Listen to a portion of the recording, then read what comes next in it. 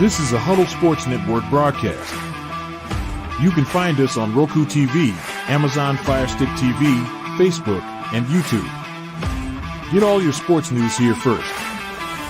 The daily podcasts are Ken and Ken in the Morning, Lions Talk with Smoking Jeremy B, Wrestling Roundup, The Big Football Show, and more, Shield TV, Lions Villain Report, and Red Zone Rant. The afternoon podcasts are Valhalla, Grosef Sports, WCFL Dolphins Talk, The Cheap Seats, The Bodkin Show, Spirit of Detroit Podcast, and MM. The nightly podcasts are Palace Hall Report, Frozen Tundra Network, Skull Gang 365, The Huddle Sports Network Open Mic, First and 10 with Foz, Main Event Football Show, Prime Sports World, The Man Cave, Prim and Proper Sports, Spitballing Podcast, Lions Fan Cave Chat, Puckett, 313 Den Podcast, The Guys Huddle, Shots from the Sideline, Let's Talk Sports, The Michigan Truth Sports Podcast, Off the Rails, NFC Northeast, Power Hours, and Detroit Lions News.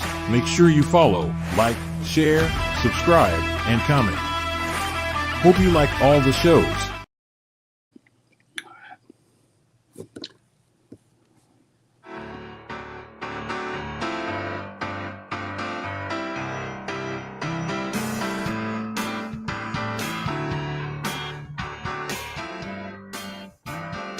And welcome to another edition of the External Bum Show. And that's some Saturday in the Park for you by the band Chicago, one of my favorite bands growing up. And now they're going to be playing strictly at the Venetian down in Las Vegas. They're no longer going to be touring in the next year or so. So if you want to see Chicago, you got to fly to Vegas to see them. But anyway, welcome to another edition this morning. No Leo Haggerty today, but we have our normal panel of co-hosts. Jeremy BALLREICH from the Detroit Lions Kneecap Biting Network. And we're also simulcasted today on his network as well. And also Scott Morganroth, Motor City Madmouth from the South Florida Tribune Network. And he does several shows. Check out his network as well and everything else that he does. All right, we'll get started with our introductions. Jeremy, how are you this morning? Start out with you. Fantastic. Another day this side of the sod and upright. Better to be seen than viewed. All right, Scott, how are you this morning? And tell everybody about yourself. Those of you who are new. Doing really good. Just looking forward to a little bit of a break right now. And it'll be kind of neat. Need a couple of weeks to kind of regroup a little bit and be able to get recharged. So there'll be some projects that I'll be working on. I'll go out there and mention them as time goes on. But the reality of the situation, we've had a pretty good year. Looking forward to seeing this show grow a little bit more in the coming in 2025. Yeah, and I'm hoping to also work on the second half of my book.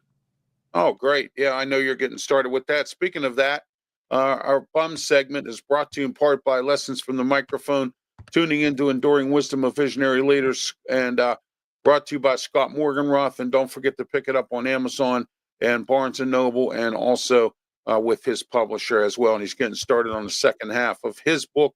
And so go out and get it. It's a great book, especially if you're in the media like I am, and Jeremy and Scott and everyone else that's in the media. This will help you along the way of the different things in media that have gone on in the last 40 years. It has changed a lot in a different perspective as well. All right, let's get started with our bum segment. Scott, we'll start with you this morning. Well, this is an easy one.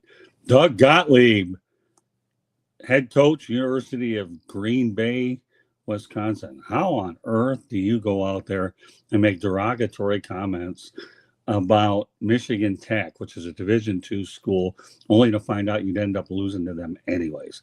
Really, Doug? Really? I don't get that, okay? Keep your mouth shut and stay in the gym. I always like the guy on the radio, but when you're out there, as far as I'm concerned, okay, focus on what you have to do, because if you end up going out there and making a complete fool out of yourself on the gym, give me a break, man. I don't mind outspoken sportscasters, but you better make sure that it doesn't backfire. In this age of new media, it will bite you badly, yes, really badly. And Doug Gottlieb better realize he's with the University of Green Bay, Wisconsin Horizon, not the Packers. Okay. There's a little bit of a difference between the two brands. So that's who I have for you.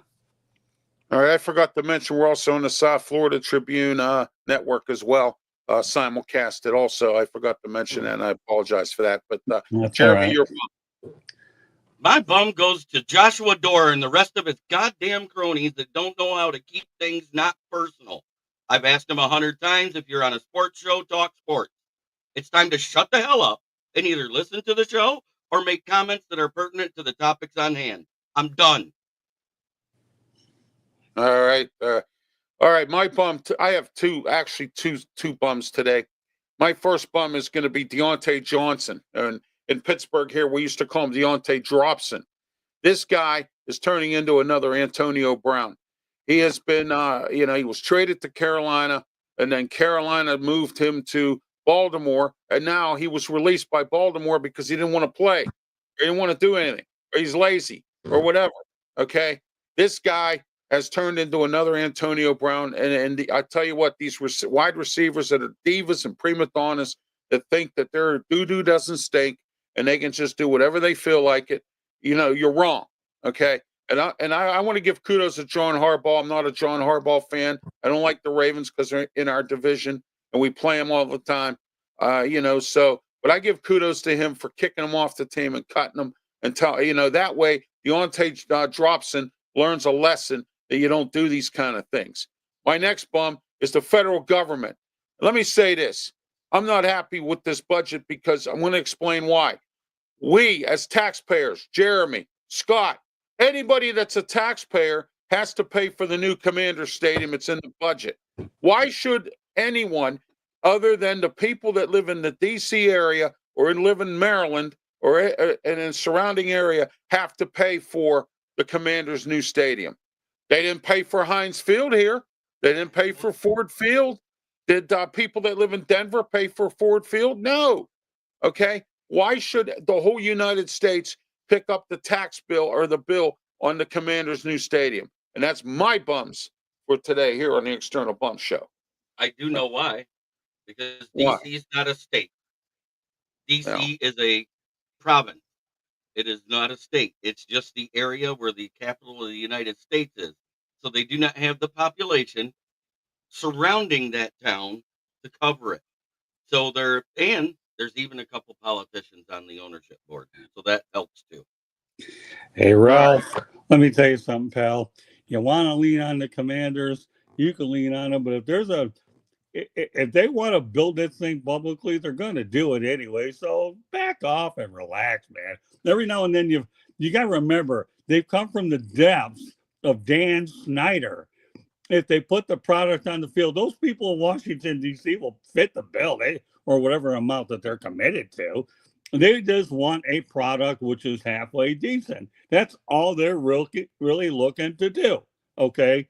I'm not saying, let's face it, the majority of the stadiums these days are built with private funds. They really are, and they should be by the owner. But by the same token, there are some sports towns that will go out there and pay part of the piper. That's just all there. Not as many as there used to be, but they will. Nothing you can do about it. I'm just telling you, Ralph. There's perception. No, I understand that because there was a vote here in Pittsburgh in 1996 that they wanted to put a vote out to have a tax to build Heinz Field and PNC Park.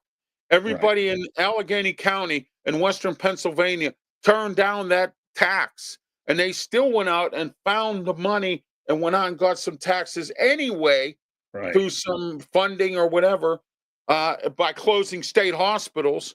That's what they did. They closed the state hospitals down, took that money and put it into the stadiums both in Pittsburgh and in Philadelphia. That's what the state did.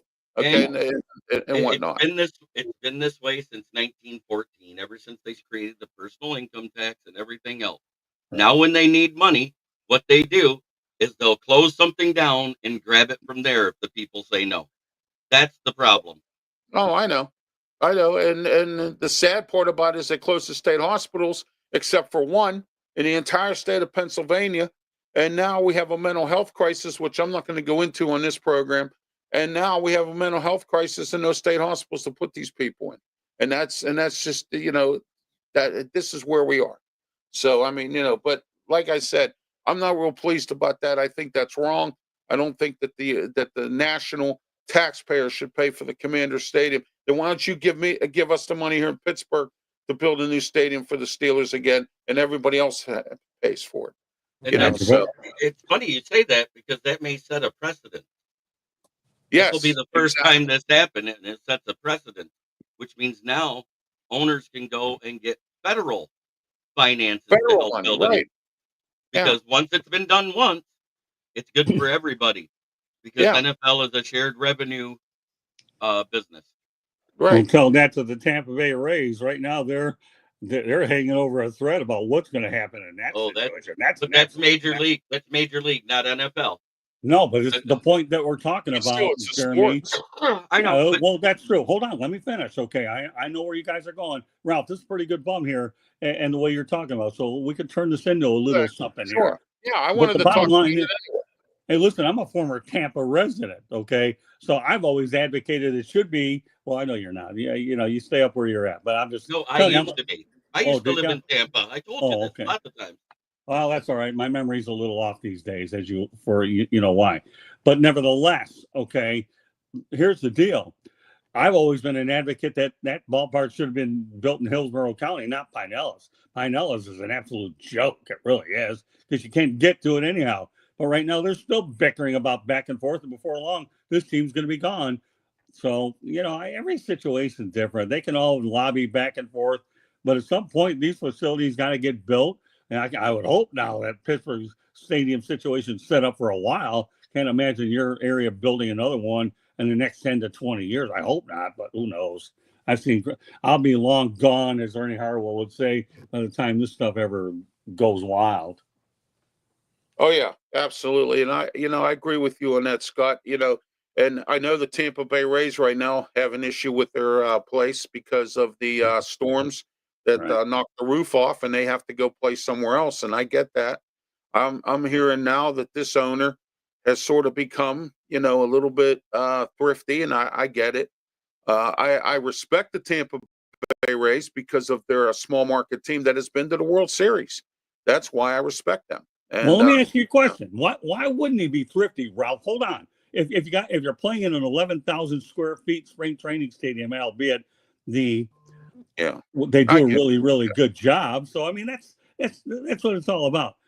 So yeah, he's going to be thrifty. You're only getting 11,000. Then again, they don't get many anyways. So you might have a full George Steinbrenner field. But the point is I'm hoping it works out well in Tampa, so they'll wise up a little bit and put a stadium there.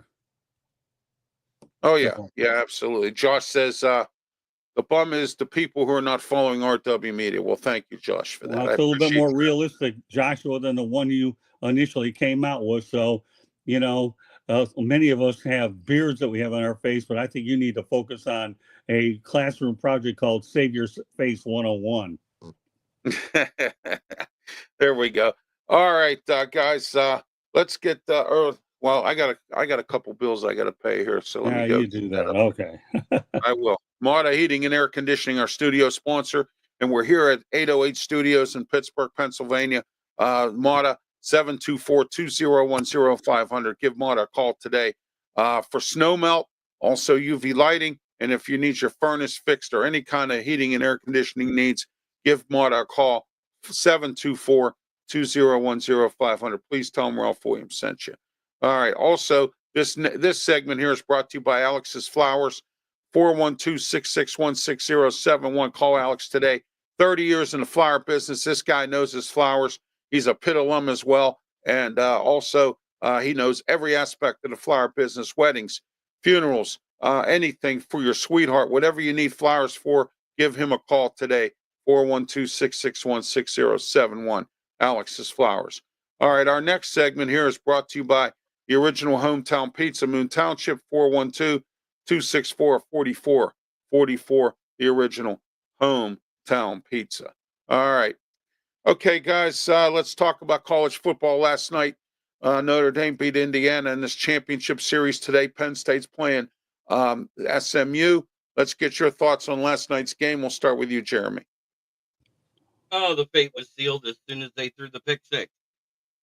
There was no recovery after that. The mental breakdown of that when you're a quarterback that doesn't do that all season and you do it in your biggest game, it's kind of demoralizing. Yeah, absolutely. And you know what else, guys? Kurt Signetti made some bad coaching decisions in that game. I heard the announcers because I was flipping back and forth between WWE SmackDown and this game. And when I went to the game, the announcers were talking about how Signetti made some bad decisions in that game. That and then finally, instead of keeping their foot on the gas, they kept on. They slowed things down, and then toward the end, they finally put their foot on the gas with not enough time on the clock. Scott, your thoughts on last night's game? The moment was too big for Indiana. It just simply was. And what will end up happening is I don't think the College Football Playoff Committee will take them seriously next year. I feel bad because my Miami Hurricanes could have been in there, but they overvalued Indiana is what they did, albeit a one-loss team. This was part of what you have for the college football playoff the first year. You're going to have to go out there and work out the kinks with this system. That's all there is to it.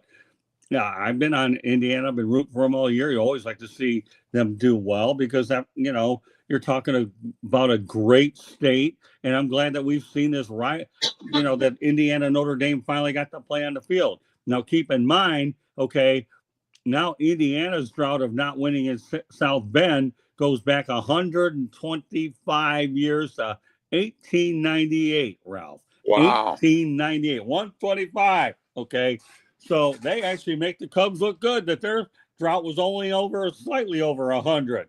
But this is an opportunity for Indiana to show what they had. And unfortunately, on a big stage, they weren't able to do it against the Irish. I still don't think Notre Dame's going to go far in this tournament. I really don't. But it was a good win for Notre Dame nonetheless. All right. Yeah, it was a good win for Notre Dame. I was very impressed with the way they played. And as I mentioned, Indiana, Kurt Signetti. But we'll see what I think he's gonna do well down the road. As far as Indiana goes, he's put them on the map a little bit here. Let's see where he goes from there. Today, Penn State versus SMU. Let's get your thoughts on that. Scott, start with you. Well, I've been riding SMU for a long time, and I still will ride them to a certain extent. Now, the question is, can the ponies be able to run on snow? That's the biggest question that you have up there. Dallas, after all, they are based out of Dallas, Texas.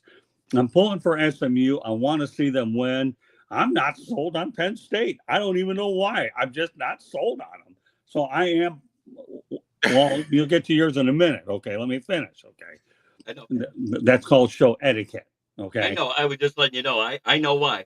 Okay. That's all I was saying. It's called great minds think alike. Okay, I know. All right, but nevertheless, I'm pulling for SMU. I wanted them to get in there in the worst way. I really did, and I hope that SMU can go out there at least get one win. Because remember, this is a school that's not collecting any ACC money for 9 years. So any revenue they could get on the field will only add to their athletic department, albeit their boosters are so rich anyways, it doesn't matter.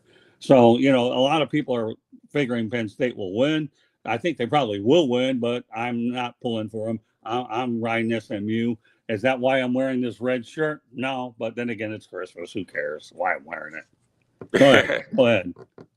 Why do you think you knew what I was going to say, Ballrich? Because nobody trusts James Franklin in a big game. Well, that's true. He has not won a big game in his career. Yeah. He has made coaching blunder calls on offense and defense that cost him games. I mean, we've seen it. How many times have they lost the chance to go to the college football playoffs because they lost to either Ohio State, Michigan, or Iowa to end the season? I agree. Yeah, your point's well taken. James Franklin simply can't win big games. And we hear how great Drew Aller's supposed to be, but why was he 15th in the Heisman voting? So, all right, we'll find out how good he is now. If SMU can come out and start running in the cold and be good and set up the play action so that they don't have to take deep shots downfield in the cold, right? I think they can manhandle Penn State. But Penn State is not the running team they used to be either. They're more of a passing team with Drew Allard. And I do like the coverage of SMU, but it's playing in the cold. I want to see how they respond in that first half. If they're able to keep it a close game, I expect SMU to win. Good man. I'm pulling for the ponies too, Jeremy. I really am. I'd like to see Yeah, them do I've well. never been a Penn State fan. As I've said before, I had a lot of respect for them when Joe Paterno was the head coach, and then Billy O'Brien took over during the suspension time, and then now James Franklin, he can't win the big game, and then on top of all that, his backup quarterback just transferred out. So if his starter goes down, he's got some kind of third, fourth, or 10th stringer coming into play, and that we don't know, that no one knows anything about, and I don't even know what he can do. So I'm taking SMU in this game as well. I think it's going to be a dogfight, but I think SMU pulls it out at the end by a field goal, maybe. So you're talking about a battle between two schools that have had major scandals, right? Jerry Yes. Sandusky and the death penalty. Go figure. Hollywood couldn't have written that one any better, could they?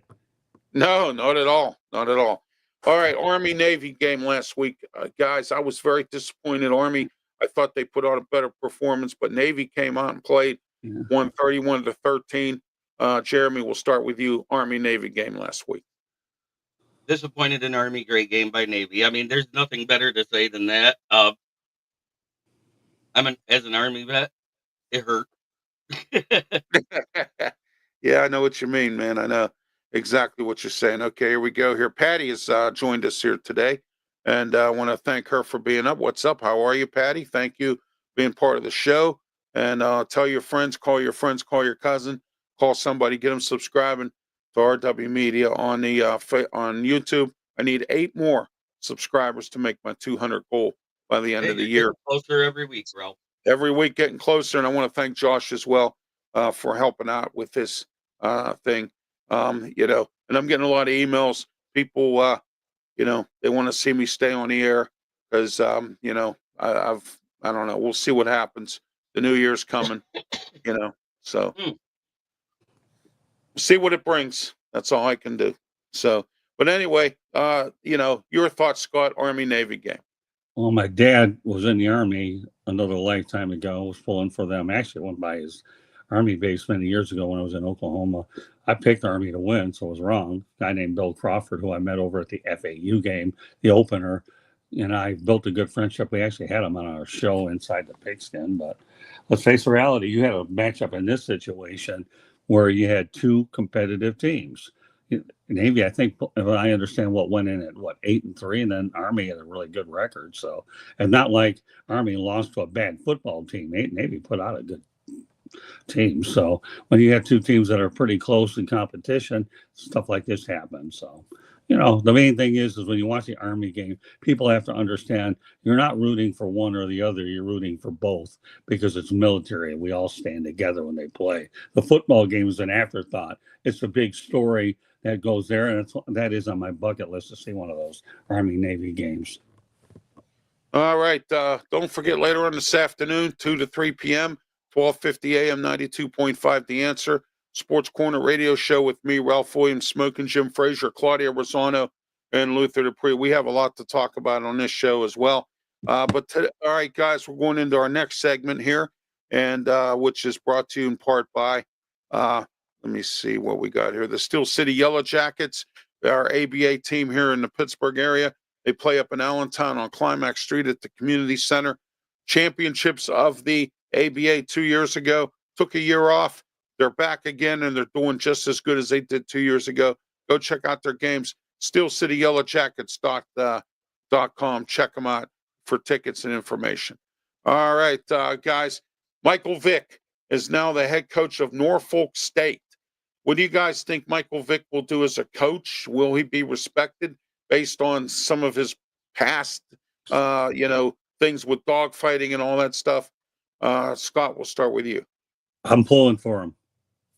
Tony Dungy mentored him, got him on track. He was able to clear up a lot of his financial issues. He was humbled by the dogfighting situation, served his time. He deserves another chance. He really does. I don't think it'll be a problem. I think Norfolk State is the right place for him to go because, after all, it's his hometown. in the Hampton Roads area. I've been to that area. It's a beautiful part of the country if you haven't been there. So I'm really, really, really pulling for him. He also played for Pittsburgh as well. Yes, it did. So you always figure that guys like him deserve a second chance. I'm a firm believer that you give people second chances if they're sincere and remorse about it. So why not root for him? Again, he's replacing a guy that was 4-8 the last 3 seasons. So Yes. as far as I'm concerned, he's only got one way to go, and that's up. As long as the administration believes in him, that's great. But he's going to have to find some good assistant coaches, and that's the biggest thing for him to even have a puncher's chance to succeed there. But he does probably know a lot of good people in the industry, and we'll see where it goes. I just wish him well. I hope he does well. Jeremy, your thoughts? Michael Vick, new head coach at Norfolk State. Well, they're giving him every reason to be successful. They gave him a $50 million NIL budget to draw people in. So that being said, Michael Vick should be fine as a coach. And the fact he's back in Virginia is going to be a draw for the local better athletes to want to go to that school rather than go to Virginia or West Virginia. I mean, so it's actually going to hurt everybody, but it's going to help Norfolk State in the process because less of those 3- and 4-star recruits from Virginia, because there's rarely a 5. And I'm not trying to be mean or diss them, but you're talking about weaker levels in the high school ranks than other states around them, where you got like a plethora of big cities. So are you saying, if I heard you correctly, that Norfolk State's giving them $50 million in NIL? I thought it was Sacramento State that was doing it. I thought it was Norfolk State because he was the one that got hired, and they have a but he was also being considered for Sacramento. I'm not sure. I'm just asking you a question. I thought it was Sacramento State that was coveting him. Nevertheless, it was him. Well, it's okay. I just wasn't sure. I just want to. Nevertheless, I'm glad we're both rooting for the guy to do well. Sacramento State's going to be a program to watch out for too. I think they're trying to get in the Mountain West or the Pac-12 is what they're trying to do. So, and the Pac-12 could use them so they can be considered a legitimate football conference. So, but an HBCU gets to start there. If he wins there, then obviously in a matter of a few years, we'll see where he goes. But at least this is a good first opportunity for him. Well, if any town's going to be able to come up with the money, it will be Norfolk, though. Oh, no question about it. Because Norfolk, 100% is a tourist town. So the people that live there is either really rich or they're just getting by.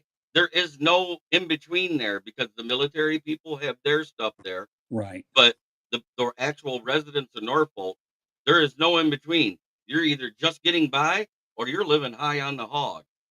Right. There's a lot of money in Virginia, and the metropolitan Washington area is a good place to recruit. So he definitely has a lot to work with over there. He really, really does. So let's not shortchange this guy.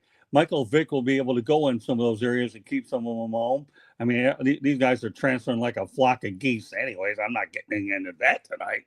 But still, he'll have a good recruiting area. He just needs what he needs right now is a good coaching staff and some experience behind him.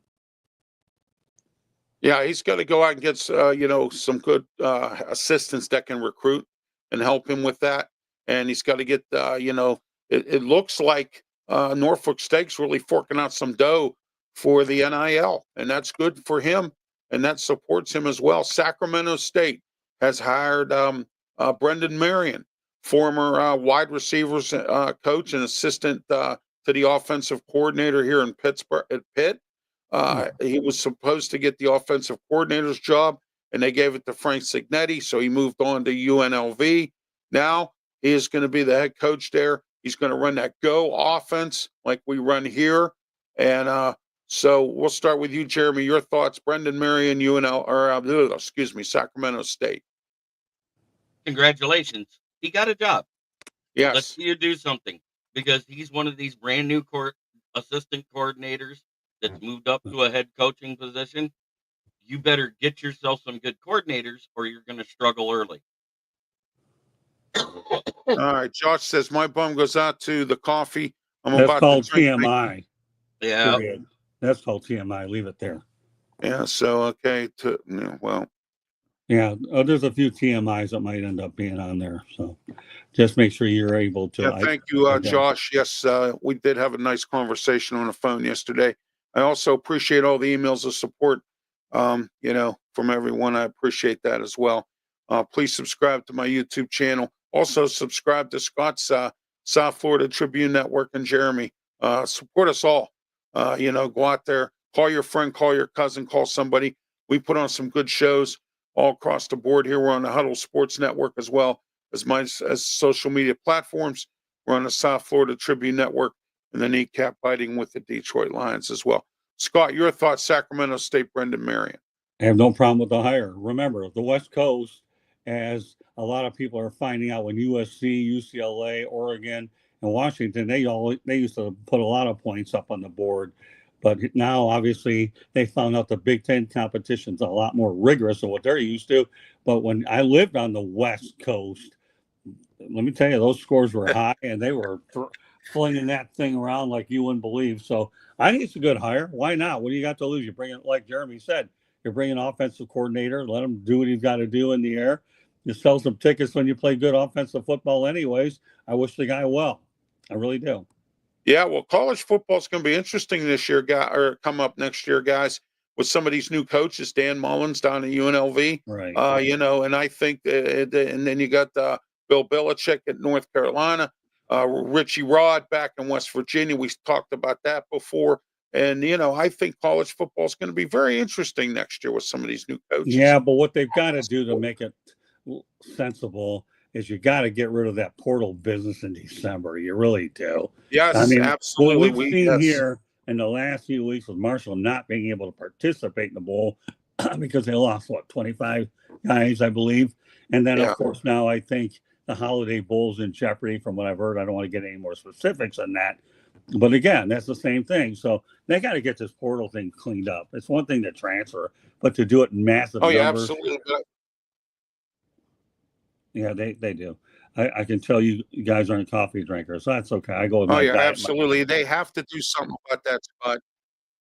If I have a glass instead of a bottle, and I got my orange juice here. I'm drinking coffee. Right. Yeah, I'm not a big coffee drinker. I never have been. Every once in a while I need it, but I'll stick with the Diet Mountain no matter what it does to me. I agree with Patty Grimes' comment here. Yes, change the portal to law after the playoffs. Right. Well, I said that last week. I think that they should change everything until after all the bowls or the bowl game that your team is involved in is satisfied. Then you could do transfer portal. You can recruit. You can do whatever you want. Yeah, but forget the bowl stuff. Ralph, did you just listen to what Jeremy said? Forget the bowls, pal. You do it after the playoffs. The playoffs go into Ralph. Wait, everything's been satisfied. Wait, you wait till after the end of January, Ralph. You don't do it during this time of the year. It's ridiculous. Seriously, really? You don't wait till after the bowls because they're usually done by the 5th or 6th. You wait till the 3rd week of January, Ralph. Well, yeah, we can do it until after that. I understand that. But that's when Jeremy just told you, Ralph, that college football playoffs usually end then. That's all I'm telling you, brother. They usually that's the last game played. The last game played is the national championship game, which is the end of the playoffs. Exactly. The 20th, I understand it. So if you change the portal to after the playoffs, that's after every single bowl game is played anyway. Correct. Okay, I understand. One set date after everything has been satisfied, which includes the playoffs. Yeah. I think that what they should do to make it easier on recruiting, they should only do one portal, and it should be 2 weeks after the playoffs. Right. That way teams can recover and be able to recruit more players before signing day, just before the season. Don't allow them to do it after signing day. Don't allow, because most of your coach firings come in that first 2 weeks after the national championship. Right, but you said it right though, Jeremy. Quit while you're ahead. Okay, what you've got to do is the NCAA has to get involved. Oh, now we have a disaster when our bowl games are affected because teams can't participate. You mean to tell me that Marshall wouldn't have been a better opponent for what you had? But then they had to go to a local Louisiana school to salvage that bowl. So the reality is the NCAA sees it, Now we got to address it, and we have to address it quick. Yeah, they have to fix this. It's really bad. It's out of control, and they have to do something. And at the same time, here's another one, because that'll stop a lot of this. Okay. Stop being able to fire coaches. If it goes to the last week of the season and you go into conference championship, don't fire coaches then. Right. Yep. Because these kids leave with their coach. Right. With their Let coach, them right. finish their year and then get rid of them. Yeah, there has to be structure, and there isn't any. And that's where it needs to be. Well, the problem is the NCAA hasn't had structure for a lot of years, Ralph. Anyway, what makes you think you're going to get any smarter now than we were dummies for the long time while everything? It wasn't until now we get a 12-team playoff. Oh, my goodness, really? And let me tell you, the 12 format is good enough. You don't need to move it to 14. 12's enough. They allow 1 or 2 losses. Now they just have to figure out, well, we better have a better strength of schedule, but that's either here. That's for another day. All right. Our next segment's brought to you by DJ Fun. Quality DJ work, 15 years experience, parties, special events. Give DJ Fun a call, 412-545-4317, and we'll set you up with something. Or call RW Media Productions. We'll get DJ Fun out there to you. All right. Also, don't forget about our studio sponsor, Mata Heating and Air Conditioning, 724-2010-500. Mata Heating and Air Conditioning. And we will be here next week for another edition of the External Bum Show. All our other RW Media shows will not happen, but I am doing my post-game show today right after the Steelers-Ravens game, 30 minutes after the game today. I don't know who my co-host will be. Smokin' Jim is busy at the Pittsburgh City League awards banquet, and I want to say congratulations to my good friend Luther Dupree, who's also my co-host, and he also heads up Steel City Sports World. I want to congratulate him. He's getting an award today at the City League, Pittsburgh City League Awards ceremony, hosted by my good friend Smokin' Jim Frazier, and also my other co-host Luther Dupree on the Sports Corner radio show. I also want to wish everyone a very happy holiday. Monday, the Way We See It show with me, Ralph Williams, and Bill Canada will be going on. After that, there will be no more RW Media shows other than this one until January the 6th. We'll be back with The Way We See It, and with myself and Bill Canada. Bill will be live in St. Augustine, Florida, because he's down there visiting his kids for the holidays. So Bill will join me from there on Monday. All right. And I'll be turning 62 on the 29th. Figure probably. Hey, happy birthday, Scott. I like having my birthdays in the middle of the holidays. Oh. So we got an Aussie person on here. Oi, oi, oi. Yeah, hang on a minute. Let me get the And he comments. says, I live in Melbourne. Can I get DJ Fun out to me? I also need an air conditioner. There you go. All right, let's see what we got here. All right, you got the Mountain Dew. I remember that one. Bloss22 says, I think I should change it now. Absolutely. Call Mata. You got that. All right, next. Hey, I have in Melbourne. Can I get DJ? No, I'm sorry. But I do appreciate you watching from Melbourne, Australia, though. That I do appreciate. Also, I need an air conditioner. All right.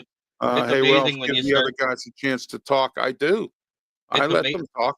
It's amazing when you get the viewers from the other side of the world commenting, because that's when you're like, hey, I'm worldwide. I'm not just here. It makes you feel like less of just a talking head. All right. Can I get an air conditioner? Absolutely. Let's see what else we got here. I'm in Melbourne. All right. Well, it's great. Friends from Australia. Happy birthday, Scott. Thanks, pal. All right. And Bloss22 said 45 years in the business. Yeah, I'll be celebrating that with my birthday, because that's actually when I got involved with George Eichhorn, and I worked over as a producer for WXYZ Radio, which is the ABC affiliate in Detroit, and I produced Sports Talk with George, and now George and I are still kicking around doing this stuff. Oh yeah, absolutely. And you're a media icon, Scott. You've been in it 45 years. You put a lot of good work into what you do, and I really appreciate and admire you for that. I want to thank those that have throughout the years, and and I'm happy during the holidays and thankful that I have guys I'm working with like Jeremy here, Scott Morganroth, Leo Haggerty, and several other people that I work with in this business that help keep me going, give me good advice, and help keep me moving. And Well, I got you a know, book out of it and a lot of memories. Sorry to interrupt you, but just thought I'd throw that in there while I had a minute. Go ahead. sure, sure. All right. Somebody made a comment that I don't let you guys talk. I let you guys talk. I'm not But you worried were about just it. you were just in the middle of your station break. We get Yeah. it. Yeah, Yeah, exactly. All right, guys, let's talk about the NFL. We have some games coming up today. Uh, and then we also have some other games coming up throughout. Let's go into, I know the local hasn't happened yet, but the NFL in your area. Scott, let's start with you, Miami, Jacksonville. And then Jeremy, we'll get to you with Detroit. Go ahead, Scott.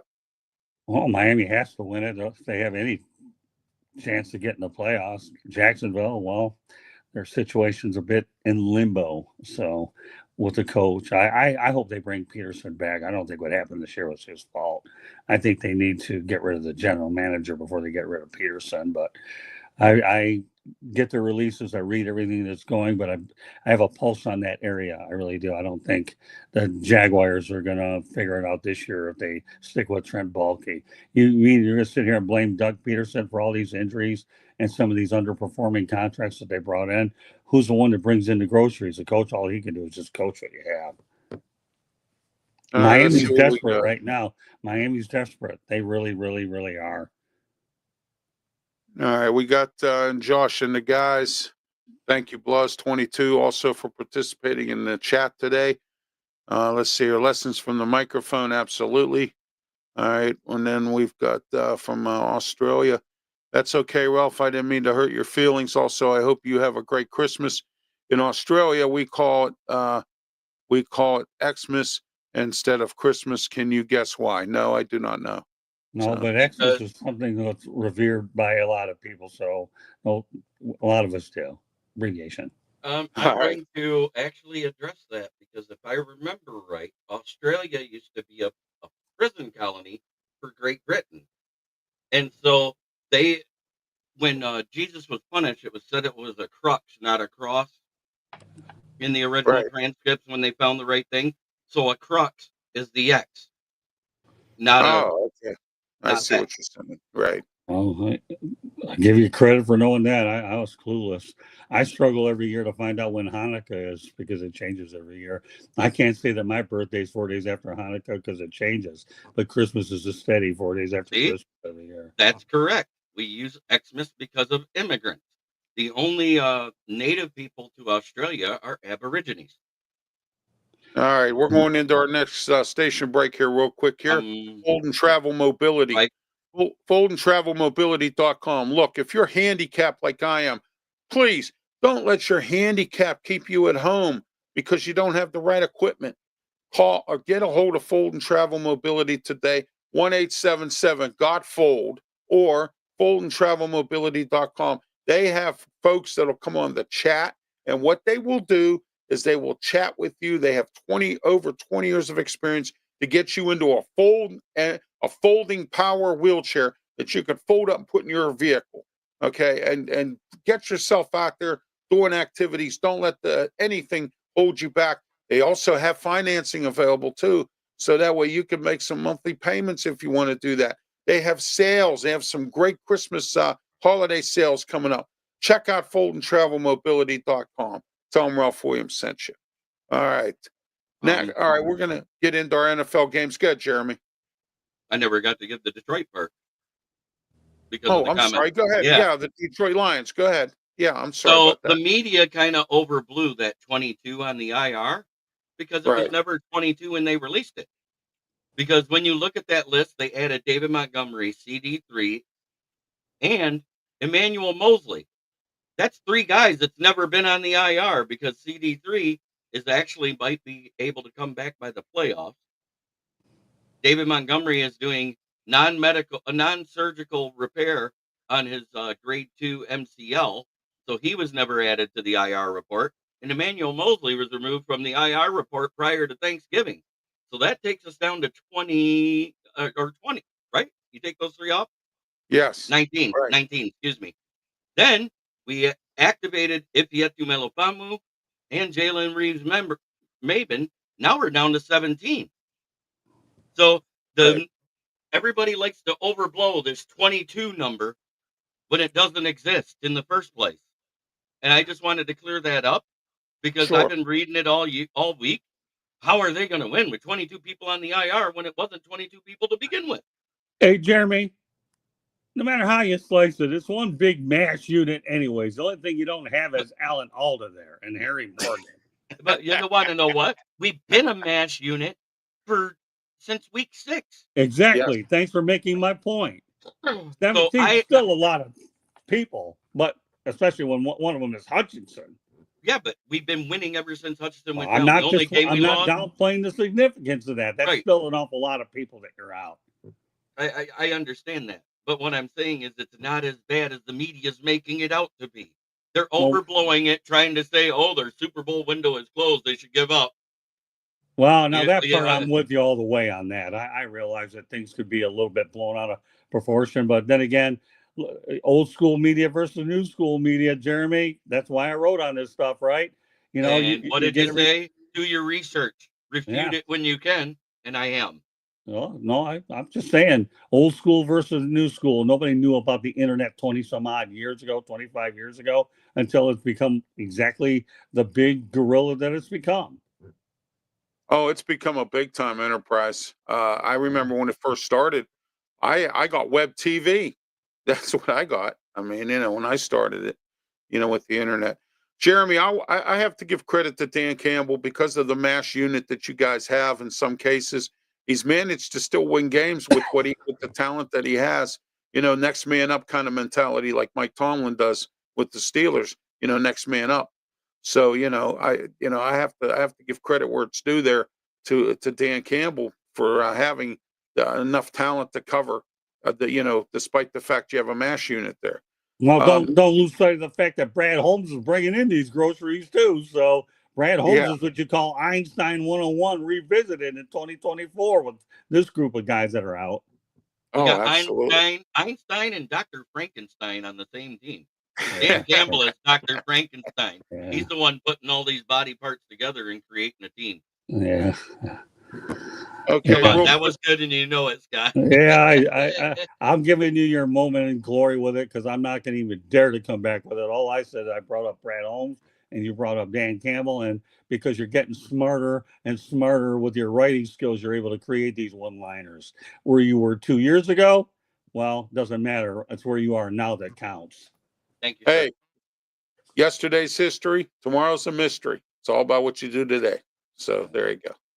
So. Well, all think right, about it. I did a show on Thursday night called "The Buffalo Bills Are Thriving and the Buffalo Sabres Are Nosediving." So if you want to go out there and talk about a little bit of rhyme and creativity, we had a good time doing that show. I mean, thriving and nosediving doesn't take a rhyme individual to figure out that that's exactly what happened. Well, I will tell you this: Buffalo Bills are for real. I mean, so I don't think they are. I'm going to say right now, they're just like the Lions. They're beat up on defense. They've given up over 40 plus 2 weeks in a row. If they have one bad offensive outing, they're going to lose. You're right. Look at what's going on, and that's not conducive to the playoffs. The Lions give up 40 points in one game, and oh my God, the season's over. The sky is falling. The sky is falling. I'm tired of these chicken little media people. Yeah, but let me say this, Jeremy. You can't deny the fact that what Dan Campbell did with that onside kick with 12 minutes. I agree with it. Let me finish. Okay. Yeah, there you go. Drink. That's a good idea. Okay. Let's face it. That isn't a move that 99 out of 100 coaches are going to make. But the fact of the matter is he was able to do it. He had a 6-year contract when they hired him. And he's got Brad Holmes. When you're a chronic loser, you can get away with moves like that, but you evaluate the entire body of work. He gets away with it more than most. But hey, I give him credit for doing. I think what you have to do with that onside kick rule is get rid of it and go back to what it was and get rid of it. That's a joke. I mean, seriously, there's only so many things you can do to tinker games, whether it's in baseball and football, but they got to get rid of that thing as quickly as you can. the Oh, problem yeah, is, telling the other team that you're going to do an onside kick. The purpose of Yeah. the onside kick is to surprise the other team, not to, you know what I mean? Yeah, You know, you're exactly right. Because think about this: if you don't tell them, they don't have their hands team out there. You exactly. can line up as a Exactly. regular kickoff and then audible into it so they can adjust. Because how many teams at the beginning of the fourth quarter are going to take a timeout? There Well, isn't a single one. and keep in mind that one of the last Super Bowl I attended here in South Florida, you had Indianapolis against New Orleans, and Sean Payton pulled that out of his pocket, and it changed the momentum of the game. So Yeah, Bill Cowher. now you don't have it. Remember in the 95 Super Bowl against Dallas, he pulled out that onside kick. So, I mean, you know, and we ended up scoring. So, what I about- mean, What you about know. the guy you're bragging up there in Jacksonville that hasn't been good since he won a Super Bowl by using an onside kick okay. to get the advantage versus New England? Right. So Yeah. at 12 minutes, the problem was we were down 3 scores. We just got a touchdown to make it within 2. You had to steal a possession because our defense wasn't stopping anybody. So Right. going for it, I don't have the issue. Telling the other team I'm doing it, that's where I have an issue. I have an issue with the rule. I don't have an issue with the play. Because if you look at the execution of it, there was a guy behind Matt Collins. If that ball was this much higher, he doesn't tip it, and it's Detroit ball. Yeah, but let's get real, Jeremy. Okay, you know a lot about football. I know you do. But 12 minutes left in the game. Seriously, if you would have gone to 8 minutes, I would have been better than 12. And he admitted that maybe if he had to rethink the whole darn thing, he probably would have done it. But it's not about second guessing him. He took a chance, and as a result, he's got enough latitude with this organization where nobody's going to sweat it. Here's the one way you forget about that onside kick, okay? You beat the daylights out of the Bears and nobody frankly cares, and you maintain your position at the top of the division so you get home field. If it costs you home field advantage in the playoffs, then we have this conversation over in a few weeks. But right now, the Lions only have one thing they need to do. They need to just beat the Bears tomorrow, and then that onside kick will probably be a distant memory and may end up in some folly films down the road. It'll never be because the media won't let it go. The fact that we brought it up today, and it's been a week, I just don't see where he didn't need to be criticized for doing it. The rule needs to be criticized for having to tell the other team you're doing it. Well, let's face the reality. You and I aren't stupid, okay? We know that the NFL's looked at this, okay? They're going to change it, Jeremy. They will. They see that you tried something. We've said that about other rules that they've never changed, right. So I don't know. Yeah, but this one's going to get changed. This is going to get changed. You know what? You're right. Some haven't been changed, but this one will. Oh, absolutely. Okay, real quick, guys, before we go into our local segment, we're going to see the debut of Michael Penix. Kirk Cousins has been benched.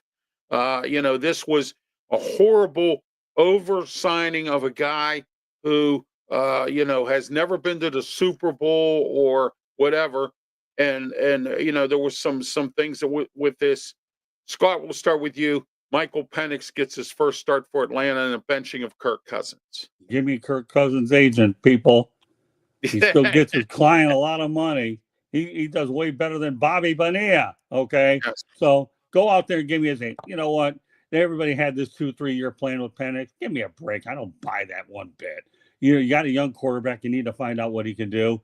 Patrick Mahomes got, 15 games on the pine until they ultimately. I didn't believe that Atlanta had a 3 or 4 year plan anyways. And Kirk Cousins has underperformed and he's been overpaid. So good luck trying to figure out what they're going to do with that money. I wish Michael Penix well. I really, really do. So do I, yeah. We'll see what he can do.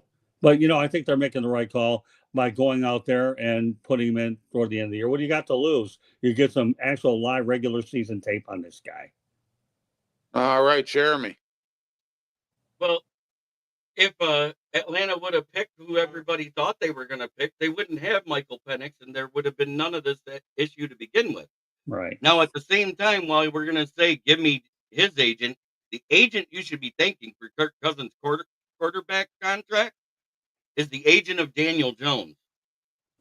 Because as soon as that mid quarterback got $40 million a year, Jeremy, he was the one that got that going.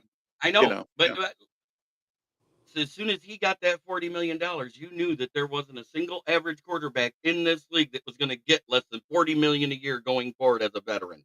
So while everybody's going, oh my God, his agent's great. No, he just went for the median market. What he did was he got him a lot of guaranteed money, which makes Atlanta saddled with Kirk Cousins for another season. He'll be the most expensive Pine Rider if Michael Penix looks good. But we're talking about a rookie that hasn't worked out with the first string offense at all. We're talking about his first game. He may have jitters. We don't know. And we're also talking about a quarterback that has what? An injury list just as long as Tua Tagovailoa's in college. So if you add all that up together, I'm rooting for Michael Penix, but the odds are stacked against him before he ever gets his first start. Well, let me add to that. I think that Raheem Morris was the wrong hire. Oh, we all said that when it happened. Yeah. Well, I knew that then, but now we're just validating it. Yeah, There were absolutely. better qualified coaching candidates than him. Period. I'll leave it at that. I don't want to not be able to promote our platforms because of Raheem, who shouldn't have been hired in Atlanta. No, thank you, people. Yeah, just not the right fit, Scott. I agree with you on that, but we're not going to go no further, like you said. All right. We're in the Mata Heating and Air Conditioning Studio, 724-201-0500. We're going into our final segment here, brought to you by Robin Campbell Insurance, 412-366-3399. Farmers and Bristol West. Any insurance needs, call Robin today. Okay, guys, our final segment, local. Let's start with you, Jeremy. Local.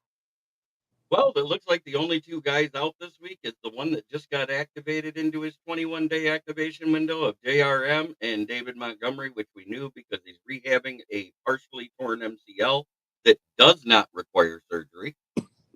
So that's all that's out. There's three guys questionable, one of them being Brian Branch. One of them is if he had a Metapelmu, but he was a full participant all week in practice.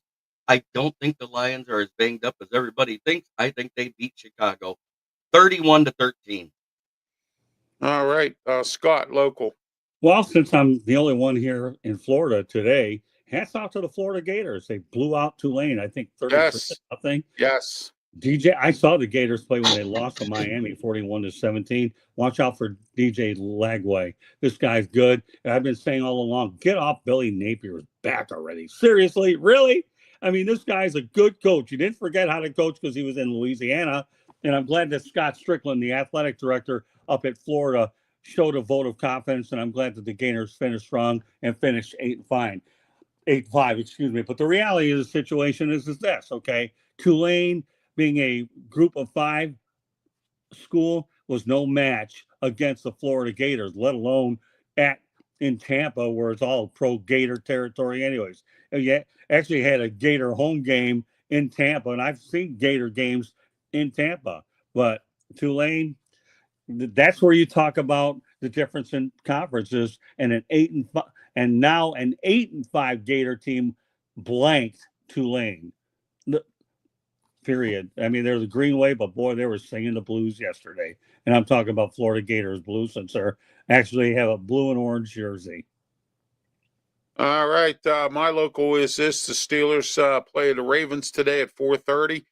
George Pickens will not be playing. Justin Fields is not going to be playing. We have Kyle Allen backing up Russell Wilson. We also have a few other nicks and bang-ups, but they're playing as well. The Penguins have started to win more than they're losing. They were on that roller coaster where they would win 1 game and lose 10. Now they're starting to win 3 games and lose 1. That's better than 1 in 10. So Penguins are starting to come around. Pitt volleyball had a disappointing loss to Louisville in the Final Four. Could have went to the national championship and played Penn State. That would have been very interesting for Western Pennsylvania to have Penn State and Pitt play each other in women's volleyball, but it didn't happen that way. But I still want to give kudos out to the Pitt volleyball team for getting to the Final Four to begin with, and putting the program up there as well. Also, Pitt men's basketball is moving along as well. I think that Jeff Capel has that team.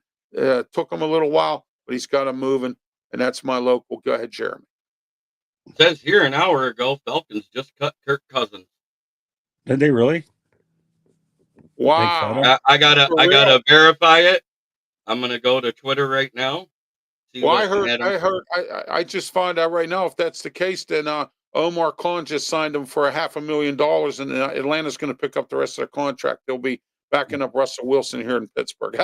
Well, we knew he took a fall, but I didn't realize he was taking that fall, not even lasting the season. But Arthur Blank's got Wow. enough money, knowing that he owns. Okay, Jeez. it's expected to cut. They haven't done it. Oh, they This is haven't what cut him yet. Adam Schefter. Divorce from Falcons is expected to be finalized before his $10 million roster bonus due March 17th. Fully expecting Wow. Atlanta to release him by then. Cousins in the front office cannot get along, and he does not want to be benched. Roski Bear, Michael Vick can't read. He's going to be a head coach. Oh boy. Well, he better learn All right. quick. Yeah. I don't know how somebody who graduated from college can't read. Yeah, there you go. Yeah. Exactly. All right, guys. We'll get our final wrap up here. Final thoughts, and tell everybody about yourself and how they can get a hold of you. Start with you, Scott. Well, you mentioned it before. Put the book up on the screen. Good Yes, Christmas you got gift. it. Lessons from the microphone. Tuning into the enduring vision. Turning their enduring wisdom of visionary leaders. Got him a little tongue tied. Yes, there it It's is. a great book there for people that don't know anything about the media and that want to learn about it. A great educational tool to get an idea of what's behind all of us. You can get that on Amazon. You can get that on Barnes and Noble and so forth. And we have it online as well, Kindle. As far as our website, www.southfloridatribune.com. Candy Ebling does a remarkable job keeping it up to date all the time. Jeremy ought to know, gets his stuff up there, does a heck of a job writing. And our YouTube channel, please subscribe to the South Florida Tribune YouTube channel. We have a lot of stuff on there.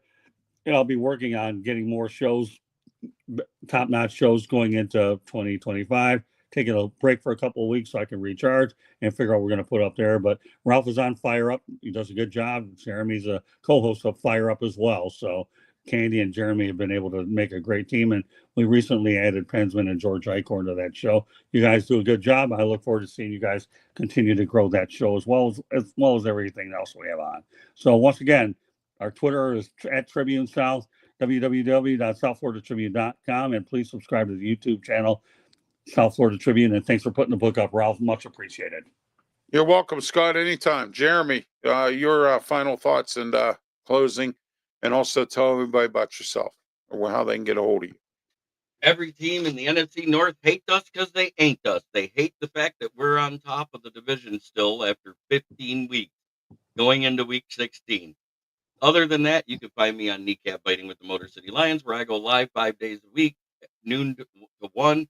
Also, 4 times nightly throughout the week at 9 p.m. You can also find me on Scott's channel, the South Florida Tribune, where I'm always on Fire Up, occasionally on Motor City Madmouth. I don't know when that's happening again, but it happens. And then Inside the Pigskin. We have a lot of things that we're working on. That's why I'm looking forward to the downtime, Jeremy. And also, one thing I should mention, too, is happy retirement to John Keating, who will be retiring at the end of the Detroit Red Wings season. But I actually met him in April when the Marlins were playing the Tigers. What a super nice guy. And, you know, he's in his late 60s. It's time for him to enjoy the fruits of what he's done over the years and relax. I think when you hit the 60 mark, you do more reflecting and you pick and choose your spots, which I'll be doing a lot more as I go into 2025 as well, picking and choosing the events I have as I work towards trying to deal with some major illnesses that I'm confronted with at the moment. All right. My closing is you can reach me at rwmediaproductions.com. Check out my website. Also, some of my archive shows are on there as well. I have numerous shows. Check them out on my YouTube channel, Ralph Williams, RW Media. Please subscribe. Help me get to 200 by the end of the year. And also check out all my shows that are on there as well. There's some great shows, not only just sports, but I have Ralph's Opinion, the way we see it. And I also do Steeler post game. So, and that'll be this afternoon, 30 minutes after the Steeler game. And don't forget this afternoon, 2 to 3 p.m., 12:50 a.m., The Answer, and 92.5 FM. There it is. The Answer. Check it out today, 2 to 3 p.m. The Sports Corner show, radio show with me, Ralph Williams, Smoke and Jim Frazier, Claudia Rosano, and Luther Dupree. Lots to talk about, including we'll be talking about today's game as well this afternoon. So All right. Also, I can be reached on Facebook, Facebook, YouTube. I'm on YouTube channel, as I mentioned. Also, Twitter X. So I'll follow you. You follow me, and we'll follow each other. And on Twitter X as well. I'm also on that new Sky Blue, and I'm also on LinkedIn as well and Tumblr. So check out all my stuff on my social media platforms. I'm also on Instagram as well, and I'm working on getting on TikTok. Not to spread pictures around or anything, but I'm going to be on TikTok somehow. So, all right, folks, thank you very much for tuning in to the External Bum Show. Until next Saturday, everybody have a safe and Merry Christmas. And if I don't talk to you next Saturday, have yourself a Happy New Year. And don't forget, January 5th, right after the Steeler game, we will have our post-game show after the Cincinnati game on January 5th. I have to get the time, and I heard it's going to be either 1 o'clock or 4:30 or 4:25 or whatever it is. And then we come back January the 6th for the RW Media Production shows. All shows will be back starting January 6th as well. But we'll be here next week for the External Bum Show with myself, Jeremy Ballrich, Leo Haggerty, Scott. Enjoy the rest of your time off. You and Candy, enjoy yourselves. Have a Merry Christmas and a Happy New Year, and we'll talk to you next year. Thank you very much, Ralph. Enjoy it. We'll look forward to some great stuff. All right. Thank you very much. And we'll get the one last comment before we hit the road. You ought to call Mata. Absolutely, Josh. Thank you. All right. And thank you, Brent and Patty, and everyone who participated in the comment section today. Until next week, have a good one. Be safe, Jeremy. Tell everybody what you normally do. Go. Try every day to be a better person than you were the day before. That's the only way to make the world a better place. Starts right here. Much love to everybody in the chat. Have a safe and very Merry Christmas, as we won't see you till after it on this show. All right. Have a great one. Thank you.